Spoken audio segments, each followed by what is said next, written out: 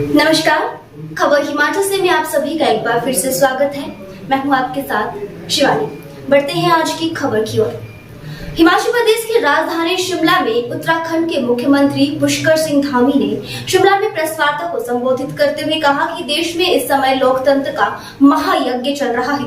इस महायज्ञ का छठा चरण पूरा हो चुका है और अंतिम 7वां चरण 1 जून को होना है, जिसमें पूरे देश में घूमने के बाद मैं एक बात निश्चित रूप से कह सकता हूँ कि पूरे देश में एक समान वातावरण है।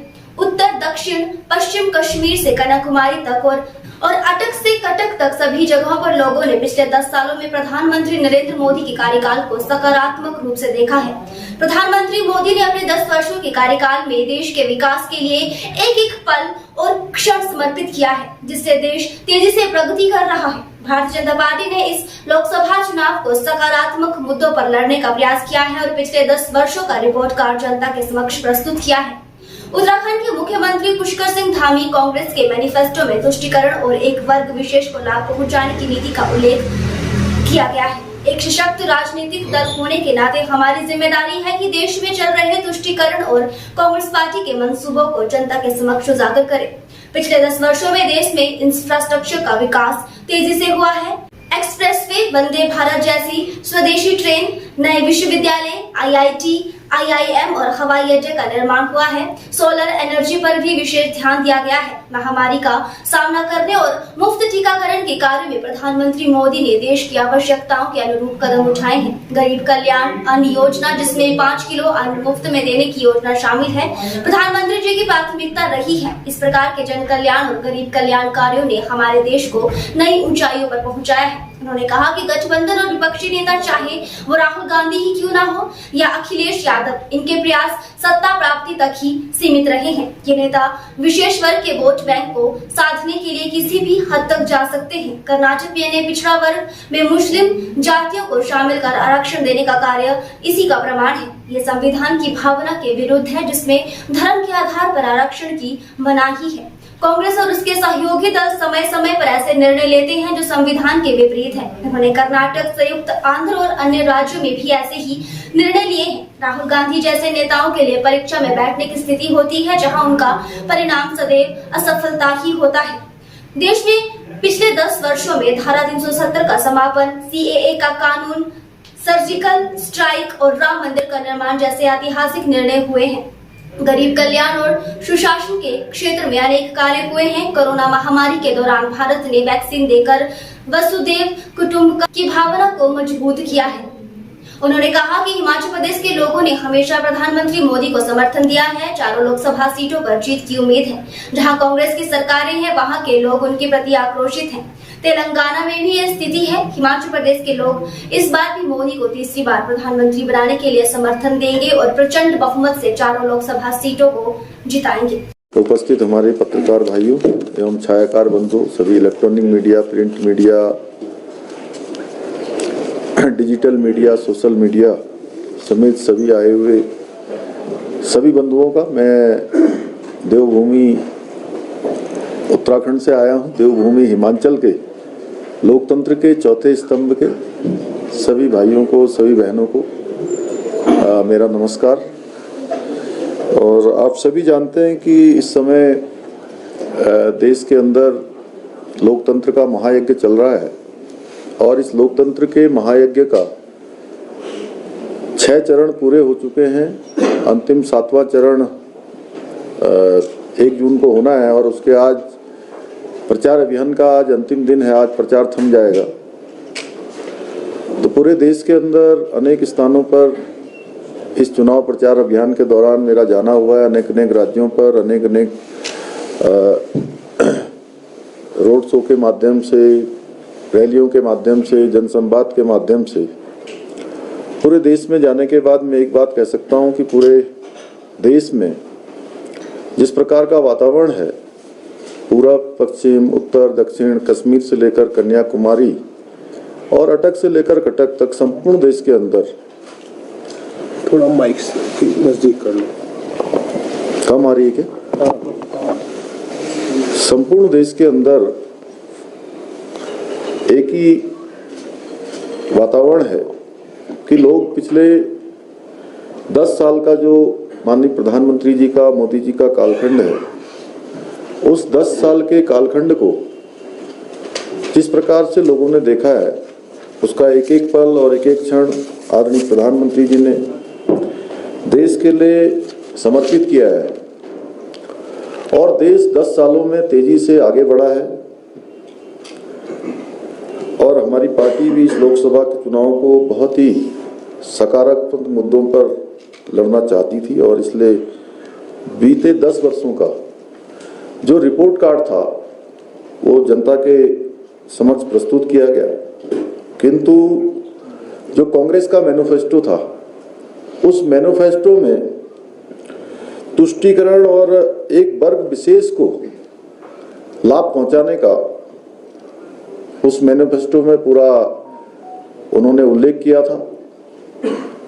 एक सशक्त राजनीतिक दल होने के नाते हमारी यह भी जिम्मेदारी है कि जो देश के अंदर तुष्टीकरण चलता रहा और उसी तुष्टीकरण को फिर से कांग्रेस पार्टी अब देश पर थोपना चाहती है, ऐसे घिनौने जो मंसूबे हैं, एक वर्ग विशेष को फायदा पहुंचाने के जो मंसूबे हैं, उन मंसूबों को जनता के समक्ष लाया जाए, उससे परिचित कराया जाए।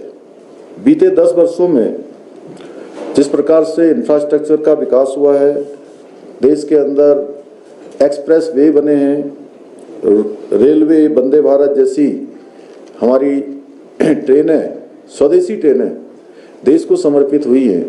इसके साथ साथ नए विश्वविद्यालय बने हैं, नए IIT बने हैं, नए IIM बने हैं, नए एम्स बने हैं और पिछले 70 सालों में जितने हवाई अड्डों का निर्माण नहीं हुआ, उससे ज़्यादा हवाई अड्डे पिछले 10 सालों में आदरणीय प्रधानमंत्री मोदी जी के कालखंड में बने हैं।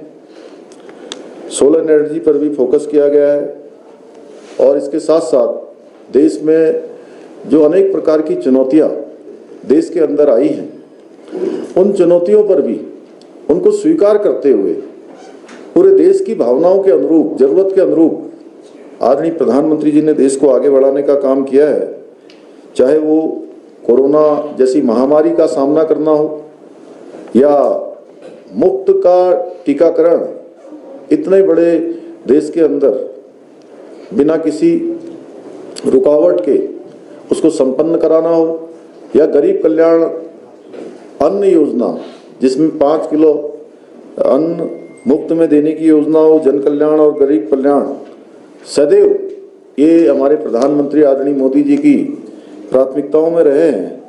बात करें इंडी गठबंधन की, बात करें राहुल गांधी की, बात करें या देश के अंदर अनेक शहजादे हैं, चाहे वो राहुल गांधी हों, अखिलेश यादव हों, ये सिर्फ सत्ता इनको राज करने के लिए चाहिए। सत्ता पाने के लिए ये लोग एक खास वोट बैंक को साधते साधते इतने नीचे गिर जाते हैं, तो इनका बस चले तो देश के जो संसाधन हैं, इसके साथ साथ देश की संपत्ति भी छीन कर ये अपने जो खास इनका वोट बैंक है उनके चरणों में डाल दें। चाहे बात दलितों की हो, पिछड़ों की हो, या आरक्षण में मुसलमानों को शामिल करने की हो, या फिर संसाधनों में, इनको हमेशा ये पहला हक देने की बात करते हैं और ये काम इन्होंने आज कर्नाटका में कर दिया।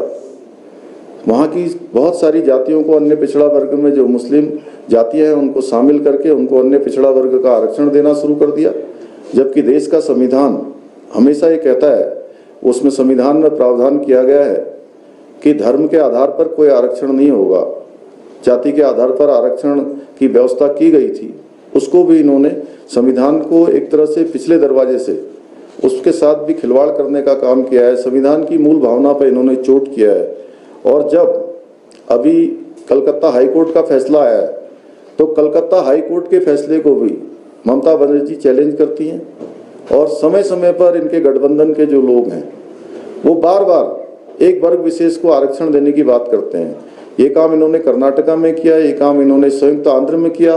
अब ये पूरे देश के अंदर इस प्रकार का एक तुष्टीकरण और एक षड्यंत्र देश के अन्य पिछड़ा वर्ग, दलित, आदिवासी, जनजाति, इन सब लोगों के साथ भी ये करना चाहते हैं।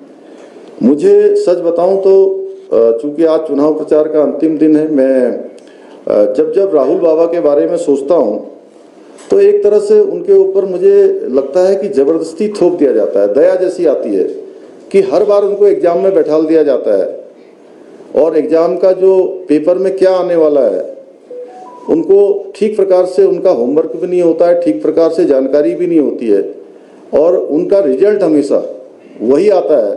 इस बार भी रिजल्ट वही आएगा जो पिछले 10 वर्षों से रिजल्ट लगातार आता रहा है।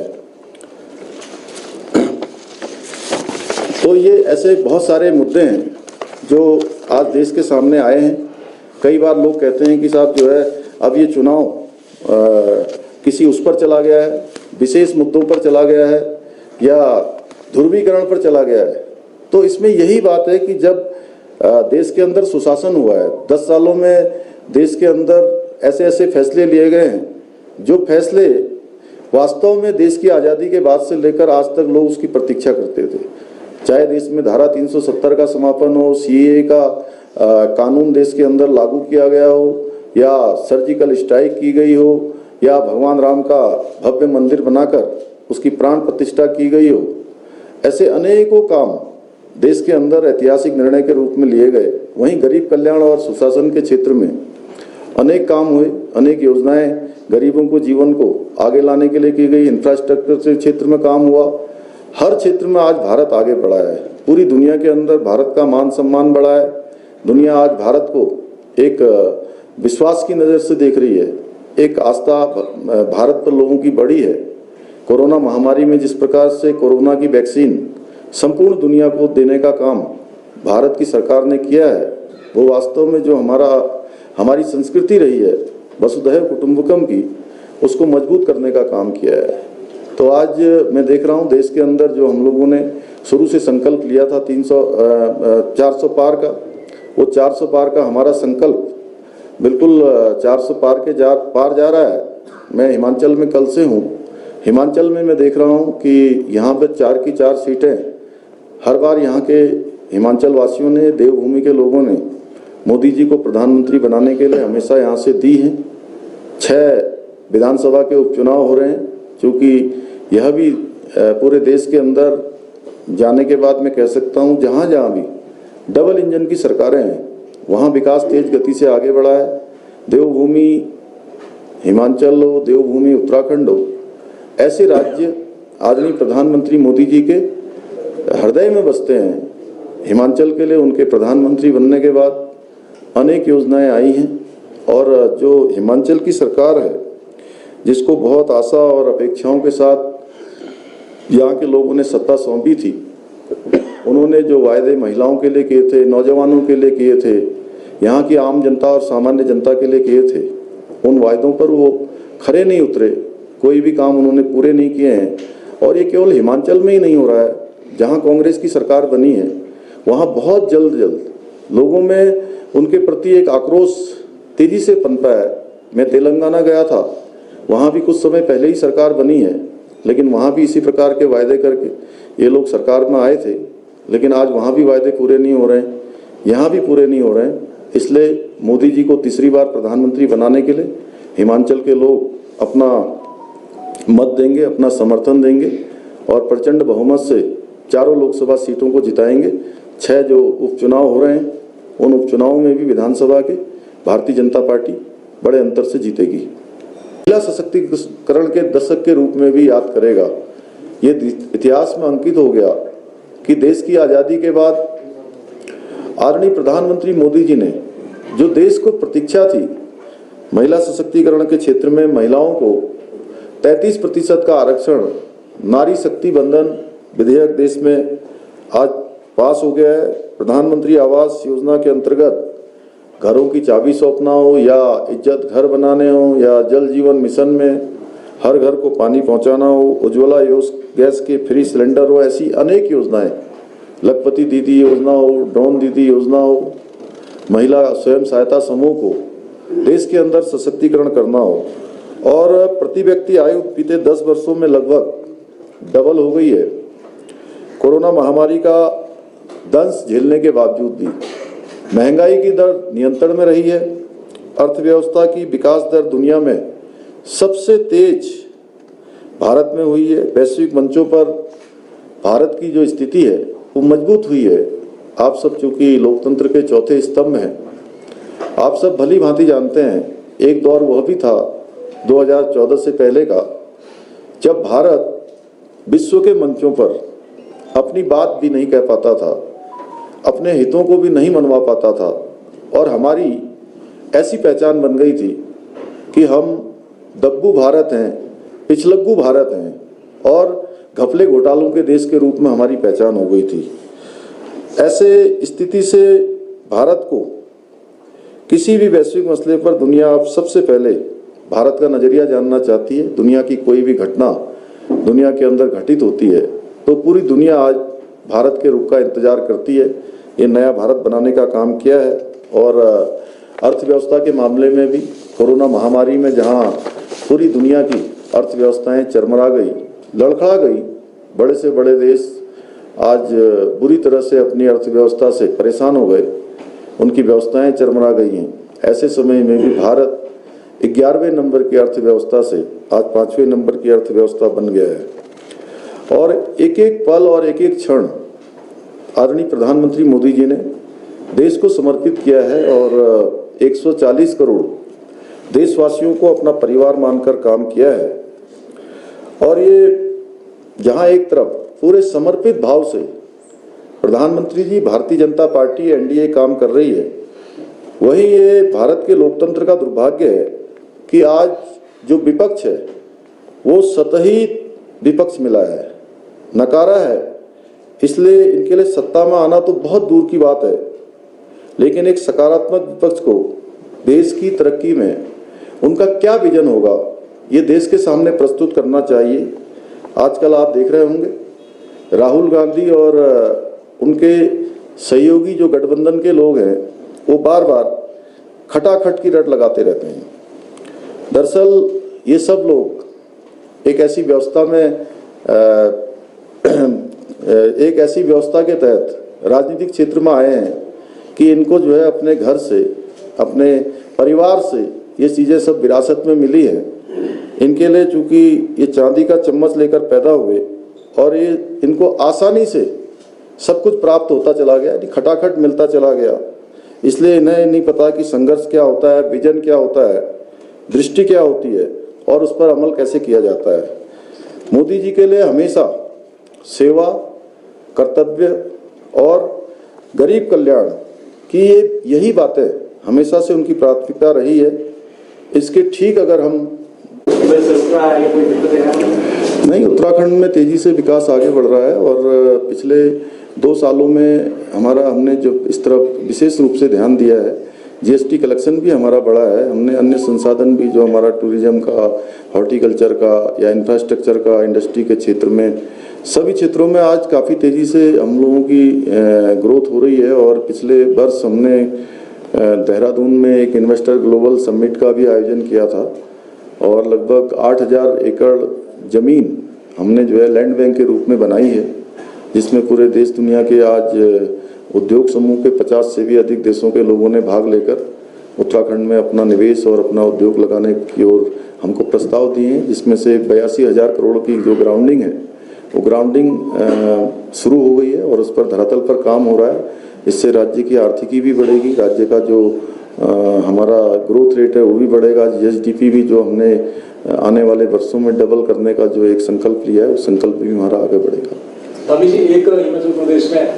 एक इशू आजकल जो है कांग्रेस ने काफी बनाया है कि ये उत्तराखंड का भी नाम आ रहा बार बार कि आपदा में अनदेखी हुई हिमाचल की, उत्तराखंड के लिए पैकेज दिया, हिमाचल को नहीं दिया, और ये इसमें आप कैसे देखते हैं? देखिए, ये जो हिमाचल हो या उत्तराखंड हो या देश के अन्य जो भी हमारे ऐसे हिमालयी राज्य हैं, उन राज्यों के बारे में मोदी जी के बनने के बाद हर दृष्टि से उनका ज़्यादा ध्यान दिया गया है।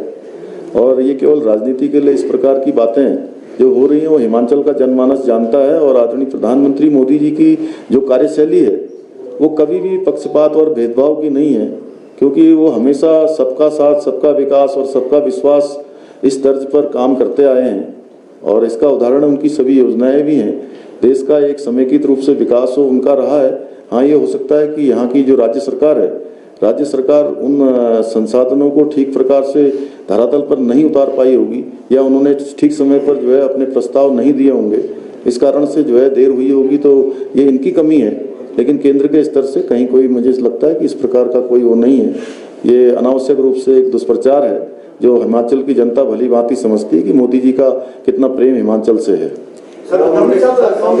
दुश्मन की गोली आती थी तो दुश्मन की गोली का जवाब देने के लिए भी आदेश लेना पड़ता था, लेकिन आदेश कभी लौट कर नहीं आता था। आज भारत की सेना गोली का जवाब, अगर एक गोली आती है तो 100 गोलों से देने का काम करती है। नया भारत बनाने का काम किया है। चाहे गलवान की घाटी में हमारे सैनिकों पर हमला हुआ हो, या तवांग की घाटी में हमला हुआ हो, या पुलवामा में अटैक हुआ है, हर किसी भी मामले में भारत की सेना ने मुंहतोड़ जवाब दिया है। ये मोदी जी का नेतृत्व है। आज देश की सेना भी सशक्त है।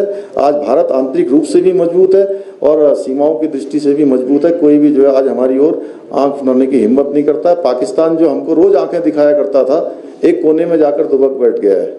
और हमारे देश के ही कांग्रेस पार्टी के नेता कहते हैं कि पाकिस्तान ने चूड़ियां नहीं पहन रखी हैं, तो आप समझ सकते हैं कि इनकी स्थिति क्या हो गई है। इसलिए ये गंभीर नहीं है। ये लोग जो है आज इतने आगे निकल गए हैं कि देश मोदी जी की बुराई करते करते देश की बुराई भी करने शुरू कर दिया है इन्होंने। ये स्वयं ही नहीं जान पा रहे हैं।